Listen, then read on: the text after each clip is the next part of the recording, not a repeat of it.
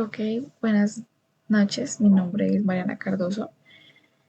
En este momento presento el taller de probabilidad y estadística eh, del curso 67-957, mi ID es 832510.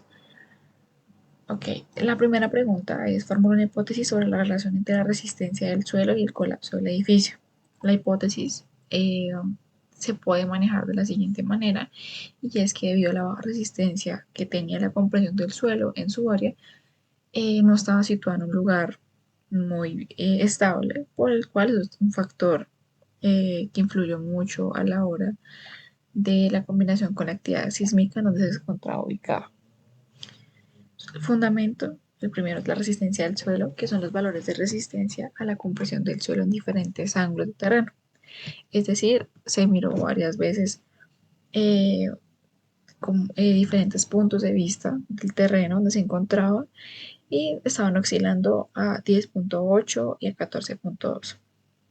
Esos valores del suelo no eran suficientemente resistentes para poder soportar la carga de un edificio de 20 pisos y particularmente en una actividad sísmica, y teniendo en cuenta de que pues tiene una baja resistencia a la compresión del suelo. Su tipo de suelo es una zona que está donde predomina la arcilla, y esta es conocida por la susceptibilidad que tiene a los eventos sísmicos. La licuación del suelo, o sea, es decir, que no es una resistencia muy dura, es muy flácida, es muy eh, poco de muy poca dureza. eh, Puede llevar a una pérdida significativa de la capacidad del soporte del suelo.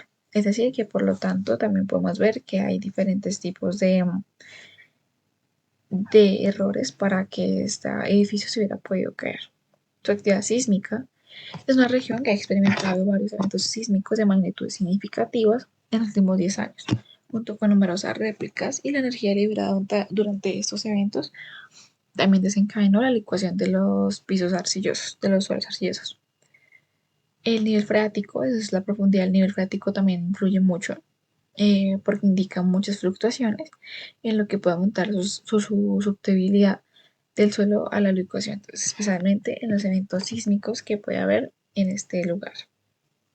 La evidencia número uno es que la resistencia a la compresión del suelo inicia de 12.5, luego 14.2. Acá tenemos todos los datos, el antes y el después del nivel freático, que inicialmente era 5.2, luego pasó a 6.1, luego volvió a 4.9, 5.4 y 6.3. Su tipo de suelo predominante es la arcilla, como ya anteriormente se ha mencionado, y el registro de los eventos sísmicos, que han sido 5 terremotos con una magnitud, la mayor que ha sido de 6.2 y el menor que ha sido de 4.5. Sus réplicas sísmicas en los últimos 5 años, desde la más grande que han sido 23 réplicas hasta 15 réplicas, que es la mínima. El argumento que en este momento tenemos para contradecir todo lo que acabamos de decir es que al tener una combinación tan baja de la resistencia a la compresión del suelo y su alta susceptibilidad a la licuación debido al entorno sísmico, eh, creó una barrera inestable para soportar un edificio de gran altura. La arcilla, al ser susceptible a la licuación, pierde su capacidad de soporte, eh, teniendo en cuenta sus condiciones de saturación de agua y vibraciones sísmicas. Además, la fluctuación del nivel freático antes y después del colapso sugiere que el agua subterránea puede haber influido muchísimo en la estabilidad del suelo, exacerbando el riesgo de licuación, durante los terremotos.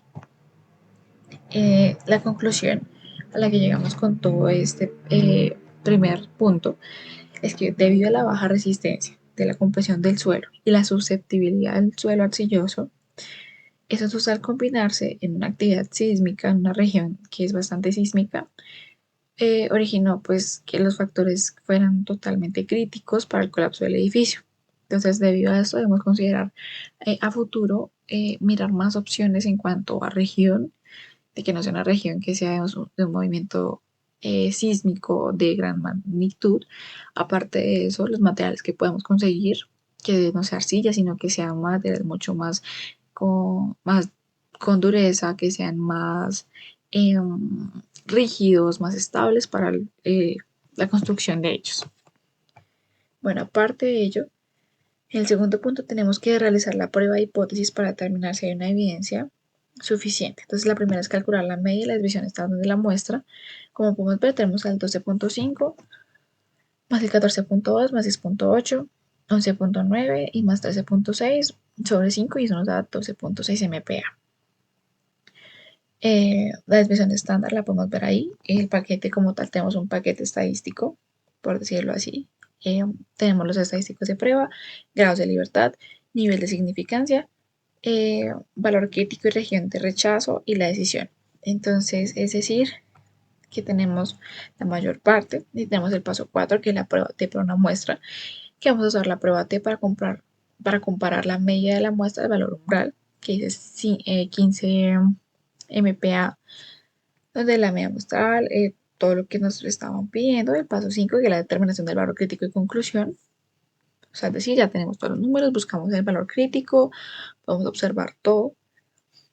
Esto lo podemos observar mucho más a detalle pues en el documento. La conclusión es que el valor calculado, que es menos 3,98, es menor al valor T crítico, que es igual a menos 2,132, y rechazamos la hipótesis nula.